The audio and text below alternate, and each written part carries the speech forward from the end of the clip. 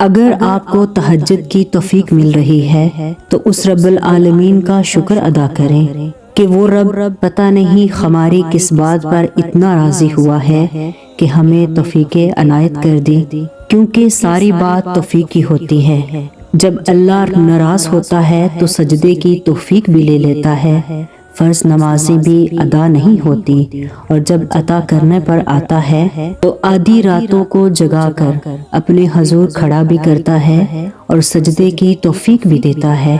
اور رو رو کر توبہ بھی کرواتا ہے اور قبول بھی کرتا ہے، اور جو مانگا جائے وہ بھی دیتا ہے۔ اس کی ذات پر توکل ہی تمہاری زندگی کو بناتا ہے، کیونکہ تمہارے پاس دعا کا اختیار بھی اسی نے دیا ہے تاکہ وہ تمہاری کہانی کو اس دعا کی مدد سے مکمل کر سکے۔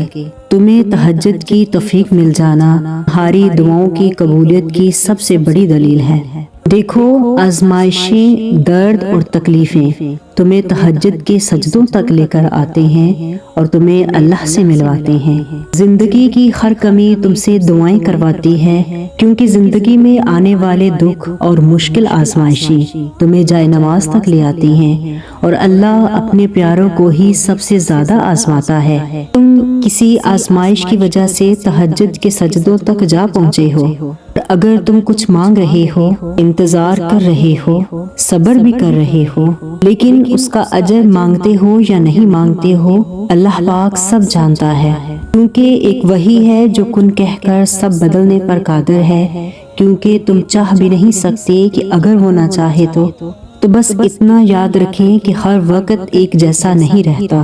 قرآن پاک میں اللہ فرما رہے ہیں، اور میں تمہیں اتنا دوں گا کہ تم خوش ہو جاؤ گے، کیونکہ جب وہ قرار دیتا ہے تو پوری طرح دیتا ہے۔ آنکھوں میں آنسو چھوڑنا ہے تو صرف شکر کے چھوڑتا ہے، وہ لے کر بھی آزماتا ہے اور دے کر بھی۔ اگر کوئی صبر کرتا ہے تو اسے اجر سے بھی نوازتا ہے، اور اگر کوئی اس کی رضا کی خاطر کچھ چھوڑ دیتا ہے تو وہ اسے بہترین سے نوازتا ہے۔ دل کی تڑپ سے واقف ہو کر اپنی محبت سے نواز کر سکون بھی عطا کرتا ہے۔ یہ ٹھوکریں تو معجزوں کی دین ہوتی ہیں، اور یہ زخم اس کے ایک کن سے بھر جائیں گے۔ اس نے تمہیں نصیب کے جمیلے میں اس لیے ڈال رکھا ہے تاکہ تم جان سکو کہ دعائیں اس نے بے وجہ نہیں بنائی۔ تم اسے خوش کر کے تو دیکھو، وہ تمہیں خوش کرنے میں لگا رہتا ہے۔ تم اس کے سامنے سر جھکا کر تو دیکھو، وہ سارے معجزے تمہارے قدموں میں لے آئے گا، کیونکہ ایسا تو کچھ بھی نہیں ہے جو اس کے کن کے بعد بھی نہ ہو سکے۔ اگر دکھ شدت اختیار کر رہا ہے تو بولنے کی غلطی کبھی نہ کیجیے، کیونکہ یہی تو صبر کے لمحات ہوتے ہیں جن میں وہ رب کریم آپ کے ساتھ ہوتا ہے، اور جب وہ ساتھ ہوتا ہے تو انسان کو فرش سے عرش پر پہنچا دیتا ہے۔ کیونکہ جب ہم اللہ سے کوئی عہد باندھ لیتے ہیں یا اس کی ذات پر یقین رکھتے ہیں، اس سے محبت کا دعویٰ کرتے ہیں، اس کے حکم پر سر تسلیم خم کر لیتے ہیں، تو تب ہم اس کی نگاہ میں خاص ہو جاتے ہیں، کیونکہ وہ ہر گناہ دیکھتا ہے، ہر نافرمانی بھی۔ اور اگر کوئی بندہ اس کے در پر آ جائے تو وہ ایک آنسو سے فوراً مان جاتا ہے۔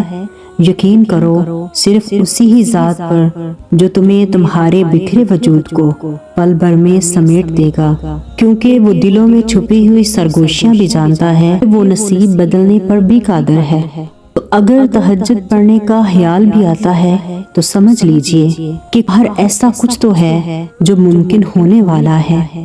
تمہاری دعائیں سنی جانے والی ہیں، صبر کا صلہ لکھا جا چکا ہے، تمہیں یقین کے معجزے دکھائے جانے والے ہیں، کیونکہ مخلص دل اختتام میں ہمیشہ جیت جاتے ہیں، اور تقدیریں اللہ کے ایک اشارے پر بدل جایا کرتی ہیں۔ وہ ذرے ذرے کی حرکت سے واقف رب تمہارے دل سے ناواقف کیسے ہو سکتا ہے؟ وہ اس وسیع آسمان پر اڑتے پرندوں کے جھنڈ ان سب کو ہر وقت تھامے ہوئے ہے۔ کیا تمہیں لگتا ہے کہ وہ تمہیں تکلیف میں چھوڑ دے گا؟